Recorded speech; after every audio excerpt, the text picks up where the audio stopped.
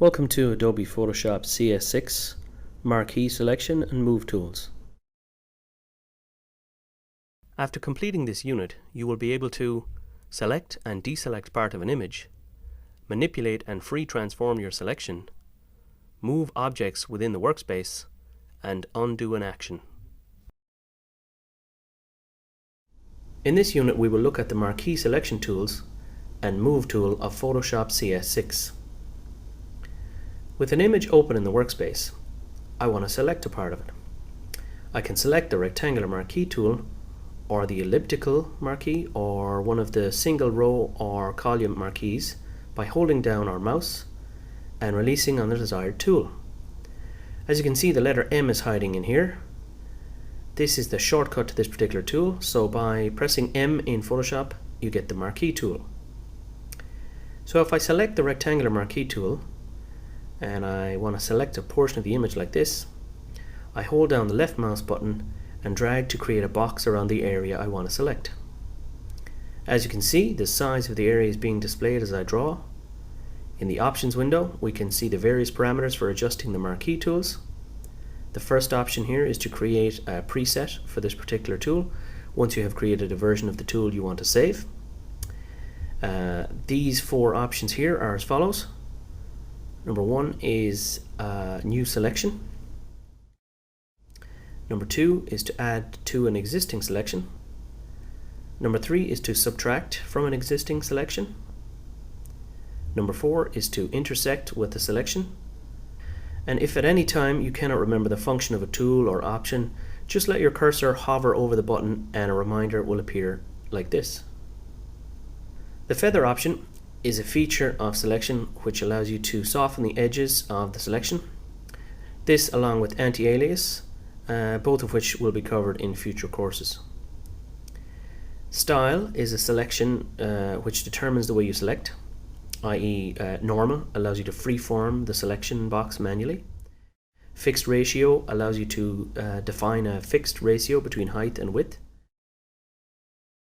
And finally, fixed size allows you to set a particular size for your selection.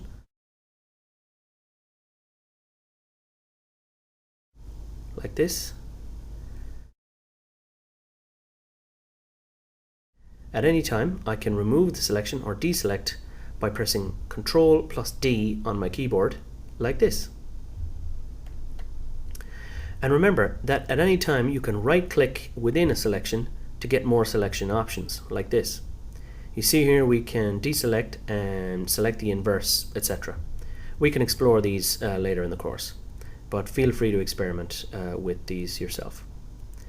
When I'm happy with the selection, I can release the mouse button and there's my selection. Now I can do many things with the selection, such as copy, cut, paste. Let's try a copy and paste. I have pressed Ctrl+C, that's Ctrl+C, to copy and Ctrl+V to paste. Now the selection has been copied and pasted exactly on top of where it came from. Notice the new layer we've created by doing this. Now we will cover layers in more detail later in another course. This layer is the active layer, as you can see by the little white box around the layer thumbnail. So let's play with the newly created layer. We can select another tool. The Move tool, which is here at the top of our tools window, is a very simple tool yet essential. This tool, as the name suggests, can move objects around our workspace. It does not have a subset of tools, but it does have options. The first option is Auto Select. This removes the need to activate the required layer in order to move it. To demonstrate, I will create another layer using the selection we made earlier. I can copy the selection and paste another version on top. Now we have a background layer, which is our original image, and two copies of our selection on top.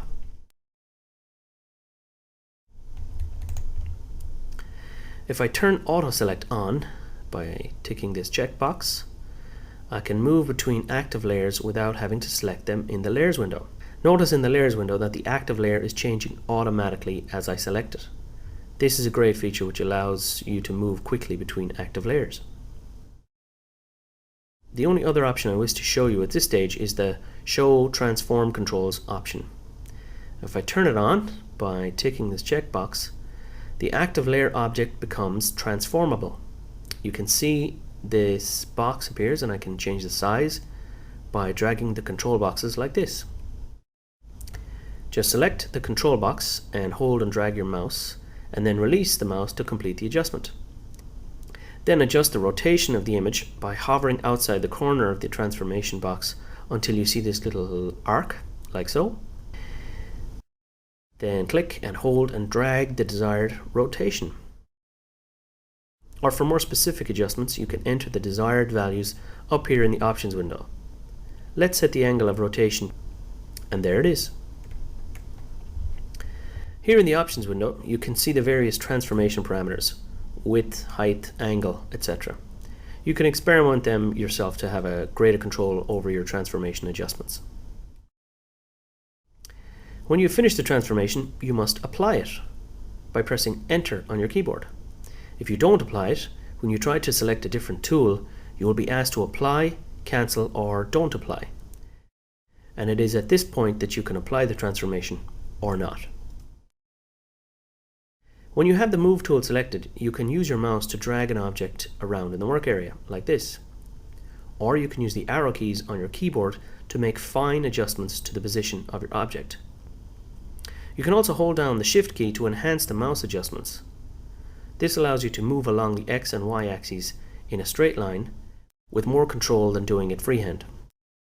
Don't forget, as with many other programs, you can use Ctrl Z or Ctrl Z to undo any action if you want, or Ctrl plus Alt plus Z to step backwards to a point where you were happy with your work.